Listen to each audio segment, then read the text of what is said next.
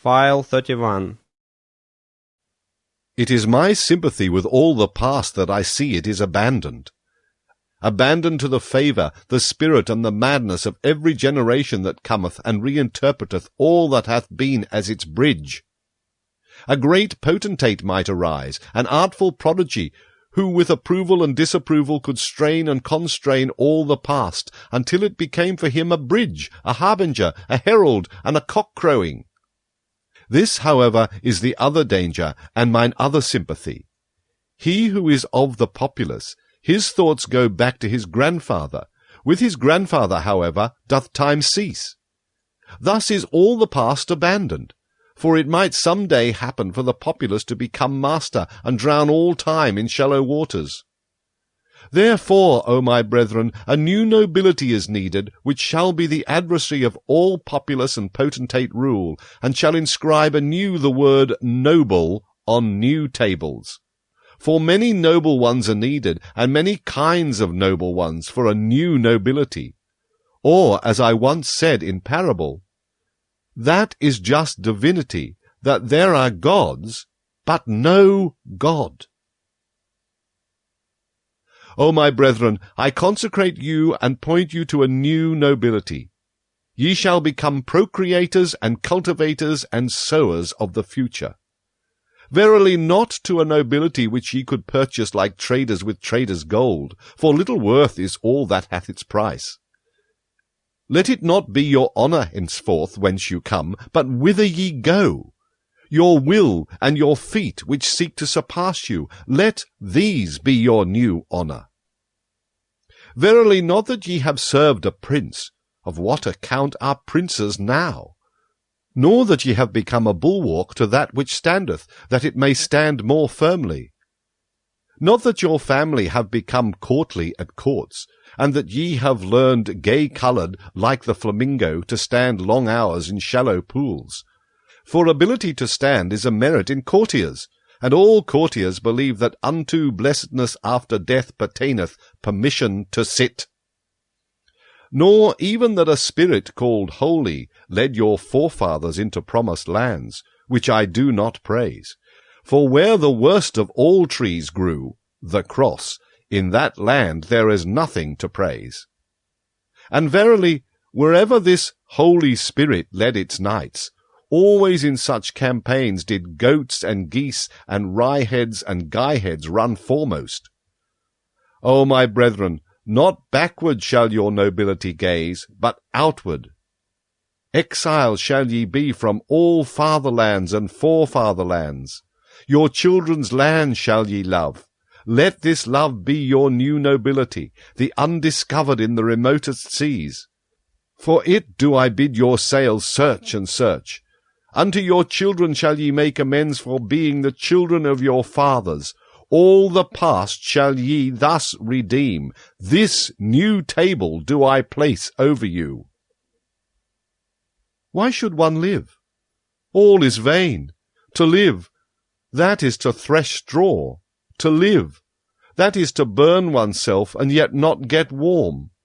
Such ancient babbling still passeth for wisdom, because it is old, however, and smelleth mustily, therefore is it the more honoured. Even mould ennobleth. Children might thus speak.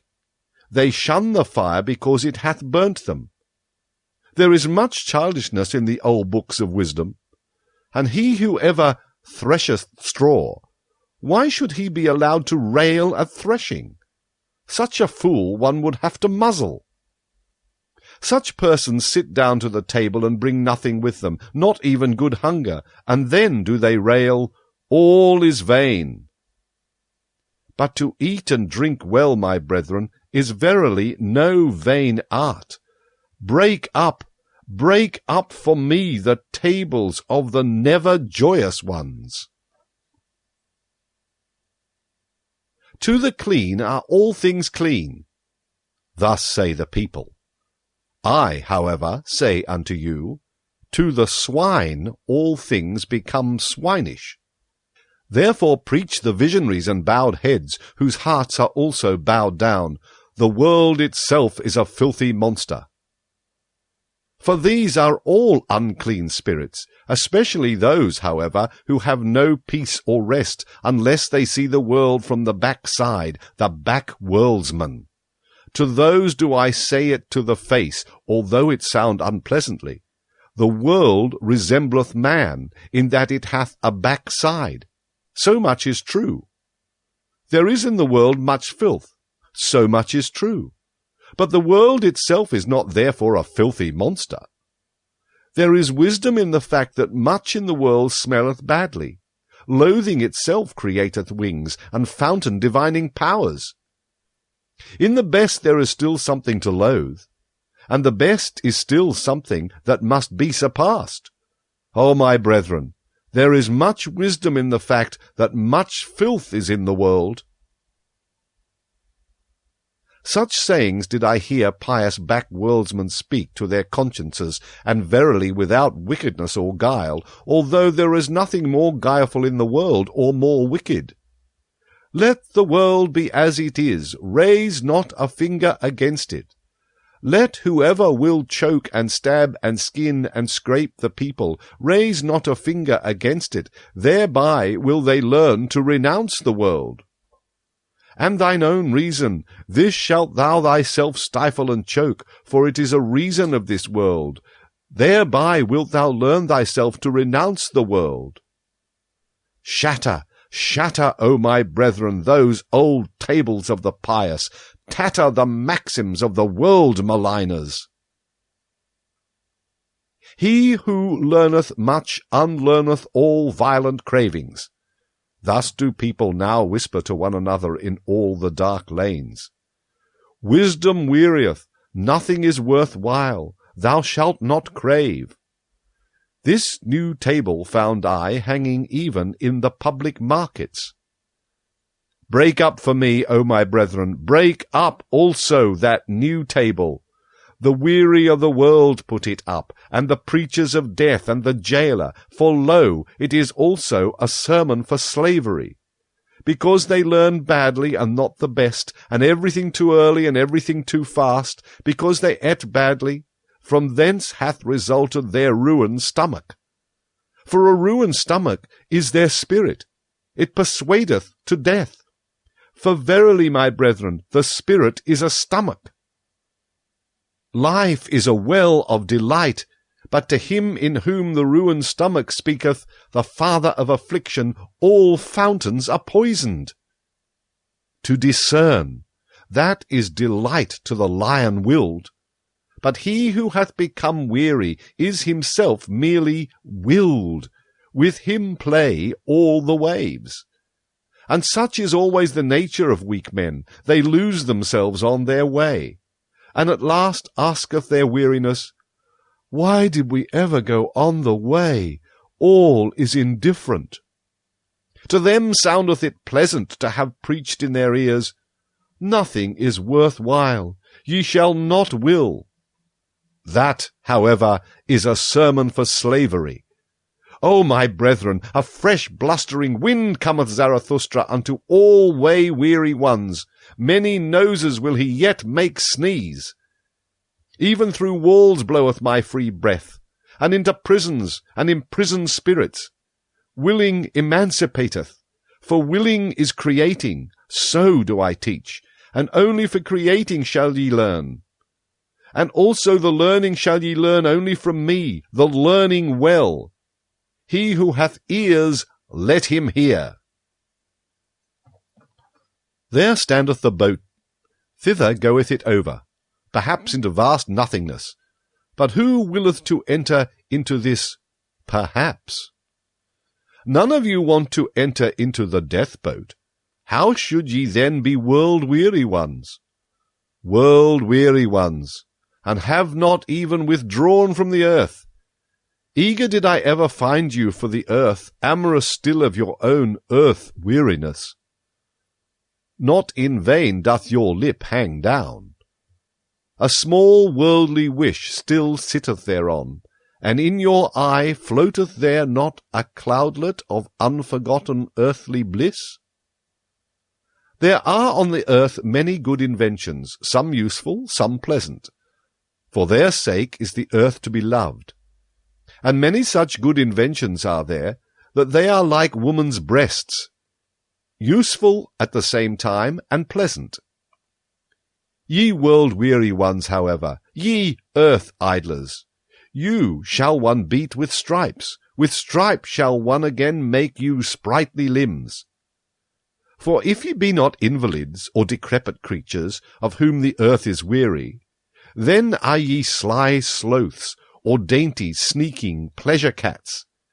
And if ye will not again run gaily, then shall ye pass away. To the incurable shall one not seek to be a physician. Thus teacheth Zarathustra, so shall ye pass away. But more courage is needed to make an end than to make a new verse. That do all physicians and poets know well. O my brethren, there are tables which weariness framed, and tables which slothfulness framed, corrupt slothfulness. Although they speak similarly, they want to be heard differently. See this languishing one. Only a span breadth is he from his goal. But from weariness hath he lain down obstinately in the dust, this brave one. From weariness yawneth he at the path, at the earth, at the goal, and at himself. Not a step further will he go, this brave one. Now gloweth the sun upon him, and the dogs lick at his sweat, but he lieth there in his obstinacy, and preferreth to languish. A span breadth from his goal, to languish. Verily, ye will have to drag him into his heaven by hair of his head, this hero. Better still that ye let him lie where he hath lain down, that sleep may come unto him, the comforter, with cooling patter rain.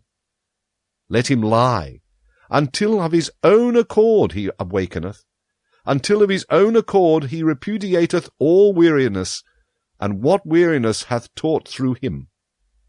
Only, my brethren, see that ye scare the dogs away from him, the idle skulkers, and all the swarming vermin